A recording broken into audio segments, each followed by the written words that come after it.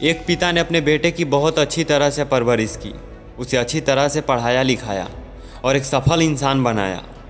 इसी के बल पर बेटा एक कंपनी में बड़ा अधिकारी बन गया। हजारों लोग उसके अधीन काम करने लगे। एक दिन पिता ने सोचा क्यों ना बेटे के ऑफिस में जाकर उससे मिला जाए। जब पिता उसके ऑफिस पहुंचे तो उन्होंने देखा कि बेटा एक शानदार ऑफिस में बैठा है और बहुत से लोग उसके अधीन काम कर रहे हैं। यह देखकर पिता को बहुत गर्व हुआ। पिता अपने बेटे के चैम्बर में गए और उसके पीछे जाकर उसके कंधे पर हाथ रखकर खड़े हो गए।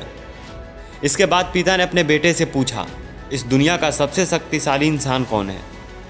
बेटा ने पिता को बड़े प्यार से हंसते हुए कहा, मेरे अलावा कौन हो सकता है पिताजी। पिता को इस जवाब की आशा नहीं थी।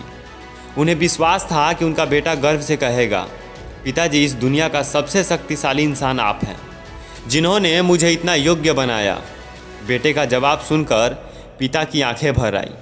वो चैम्बर के गेट को खोलकर बाहर निकले। उन्होंने एक बार पीछे मुड़कर पुनः अपने बेटे से पूछा, एक बार फिर बताओ कि इस दुनिया का सबसे शक्तिशाली इंसान कौन है? बेटे ने इस बार कहा, पिताजी, आप हैं इस दुनिया के सबसे शक्तिशाली इंसान। पिता ये सुनकर आश्चर्यचकित हो गए।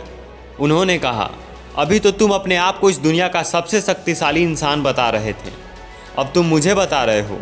बेटे ने हंसते हुए उन्हें अपने सामने बिठाते हुए कहा, पिताजी, उस समय आपका हाथ मेरे कंधे पर था।